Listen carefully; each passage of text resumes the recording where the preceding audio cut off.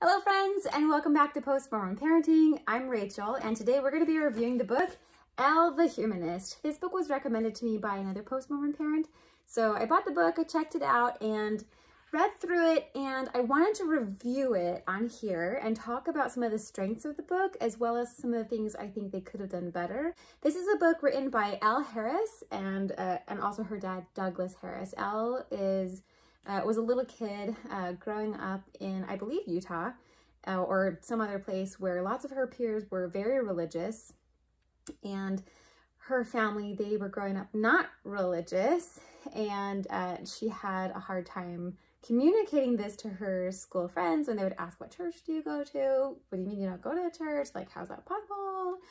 So, so she ended up writing a book to help, I think, initiate some of those conversations. And I love that this book can come into our homes now and be a little bit of like a how-to guide for having these kinds of conversations, for building bridges with our peers as adults, you know, because we all know children's books are helpful to adults as well, but also to our kids and helping them being able to build bridges of understanding with their religious peers. Okay, so I'm going to read the book and I'm going to give my commentary kind of as I go. Here we go. Elle the Humanist by Elle Harris and Douglas Harris. Hello, my name is Elle. It's nice to meet you. I'm a humanist.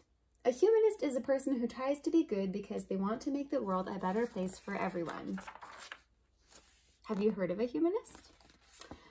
Most of my friends at school haven't, so they ask me questions to understand. Most of the time, these questions start when my friends ask me what church I go to. I tell them that I don't go to any church.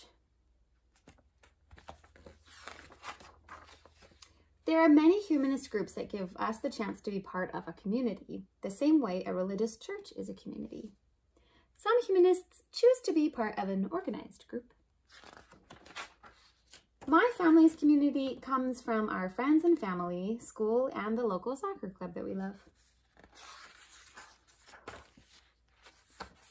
Look at that. Some of my friends ask me how I know what is right and wrong if I don't go to church and study books from their churches like the Bible or Quran. I feel like this question gets asked a lot. I think I wondered this when I was a very religious Mormon kid, wondering like, well, how would you know what's right and wrong if you don't have the scriptures and modern prophets telling you? My family doesn't read church books together, but we do love to read about science, nature, and history as we learn how to think about being good people. My parents taught me a simple rule to help me understand what is right and wrong. It is called the Platinum Rule. The Platinum Rule is simple. Treat others the way that they would like to be treated. Rules like this have been taught for thousands of years. Okay, it's kind of fine print. I don't know if you can see, but Buddhism, treat not others in ways that you yourself would find hurtful. Hinduism, this is the sum of duty. Do not do to others what would cause pain if done to you. Confucianism, one word which sums up the basis of all good conduct, loving kindness. Do not do to others what you would not want done to yourself. Judaism, what is hateful to you, do not do to your neighbor. This is the whole Torah. All the rest is commentary. Christianity, in everything do to others as you would have them do to you, for this is the law and the prophets. Islam, not one of you truly believes until you wish for others what you wish for yourself. You can see in this fun chart how our Platinum Rule is very much like the other Golden Rules. The humanist version of this, the Platinum Rule, is fun and easy. Here's how I use it. Would my friends like me to steal their toys? No, so I don't steal her toys. Would my friends like me to lie to them? No, so I don't lie to them. I can also do nice things with the Platinum Rule. Here's how this works. Would my friend like me to share my tweets with him? Yes, so I share my tweets with him. Would my mom like me to clean up my room and help with the dishes after dinner? Yes, so I clean up my room and help with the dishes after dinner. I have to remember that some people don't want to be treated like I want to be treated because we are all very different. This is why the Platinum Rule teaches us to treat other people like they would like to be treated, not like we would like to be treated. Here's how this works. I love to be tickled on my feet, but my brother doesn't. But my brother Bryson doesn't like to be tickled on his feet. So I don't tickle Bryson on his feet. But I love when my mom tickles my feet. My friend Brinley doesn't like sushi like I do. So when we have a choice of where to go out to eat, I don't pick sushi restaurants. I try to pick restaurants with pizza because that's Brinley's favorite. Okay, I'm going to pause here. So first of all, I love the concept of the platinum rule. And I remember when I first heard of it a couple years ago and thought like, oh, yes, of course. Like, what a light bulb moment. Of course, we need to be treating other people the way they would prefer to be treated. And that involves being curious about what they like and what they want and finding that out so that we can then treat them accordingly. I do wish, though, that it wasn't so simplified in the way that it is here. For example, they're going to go out and have pizza because that's Brinley's favorite. And yes, technically that is a way to use the platinum rule. We do what Brinley wants. But I also don't want to give this message to my kid that I grew up with, that you need to be self-sacrificing and completely altruistic, always putting other people above yourself and putting their wants and needs and desires above your own. I definitely don't want to give that kind of message to my kids. I want them to understand that they and their peers are equals. You know, my kids don't need to pick themselves and say, no, let's go to sushi because that's what I want. And they don't need to put the other kid first altruistically by saying, no, we should go out and do what just you want. Like, how about we find something that we can both be enthusiastic about? There's got to be some kind of restaurant that we can both enjoy and both be enthusiastic about. And in that way, celebrate the fact that we are equals and we are putting both of our needs and wants on an equal footing, you know, and I would like my kids to approach it better that way. And so I think that's one of the things that the book could have done a little bit better here. I don't want my kids to be like, oh, I just have to share my treats all the time because other people want me to, even though I would actually like to enjoy my treats myself. You know, I felt like I had to share all of my treats and all of my things with other people because I was supposed to be altruistic, right? It's not what I'm going for. It's not what I want to give to my kids. So I do have this book and I'm going to read it with my kids, but that is something that we're going to discuss. The other thing I want to talk about here is that while the book kind of comes off as kind of like this how-to guide, maybe for having conversations with our peers, I really, really want to stick to let's find the common ground with our peers. So like we use this ways in finding right and wrong, and you guys have the golden rule, and that's great, and I like the golden rule too, and I have the platinum rule. I don't want my kids to feel like they have to preach about the platinum rule and explain this is why it's better to practice the platinum rule than the golden rule. I don't want my kids to come off as preachy, just like I don't want my kids' peers to come off as preachy to my kids and say, this is why my worldview is better than yours, and this is why it makes more sense, or whatever.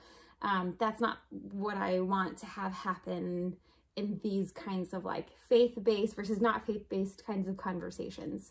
And so I really want to help my kids stick to, let's just find the common ground and celebrate what we have in common and build bridges that way. And if later the kids, they're curious about each other and they want to find out more, and like my kids want to find out more about their friends' beliefs, or their friends want to find out more about my kids' beliefs, like I feel like that's kind of a better thing for like a deeper dive, right? Like if you're really curious and want to know more, we can do a deeper dive, but I don't want that to be like the basis, like how things start out with my kids saying, well, we have the platinum rule and that's better than the golden rule, you know? Okay, moving on. I really do like this part. Some of my friends ask me questions like, how do you know if you're good enough to get into heaven after you die? I don't know anything about this, but I know that being a good person and helping others makes the people around me happier, and that this makes me feel happier. I like that Elle doesn't feel like she needs to necessarily answer the question the way that they asked it, but to put it in her own frame of reference and answer as best she can. Like, you know, I don't know anything about heaven. That's not my area of expertise. I don't know anything about that, and I'm not particularly worried about that either. What I am worried about is being kind and being true to my values, because that makes me happy. Okay, so now I'm gonna pause again and talk about this idea of being a good person, because this is the second time in the book that Elle has talked about being a good person or wanting to be a good person. I think as we raise our kids, we want to make things as simple for them as possible and then build on that and give them more and more and more as they grow. this is great. This works really well with their psychology and their brain development to give them little bits of time at a time. You know, we learn simple math first and then make it more complex after that. But I think we do a disservice to our kids when we try to simplify people into good people and bad people, because that's really a false dichotomy. It's not like teaching them simple math, because like the simple math, while it is simplified and easy, like we're just counting to 10, which is just numbers, and we're going to build on that. At least that's true. This idea that there are just good people and bad people it's simplified, but it's also false. And I really try hard to not use that in my vocabulary with my kid about good people and bad people, because I don't want them then building narratives on top of that this idea that there are good people with whom they can be safe and comfortable and taken care of and that are going to do good things for them and with them. And then there are bad people with whom they are not safe and they're not going to take care of them, or that are going to go to hell, or, you know, whatever. But that we have to like separate people into just these two categories. Instead, I want my children to understand that every human being is so complex. Even they are so complex. I don't want them identifying as like, oh, I am a good kid, or I messed up. I told a lie. My mom just lost her temper at me and it's my fault.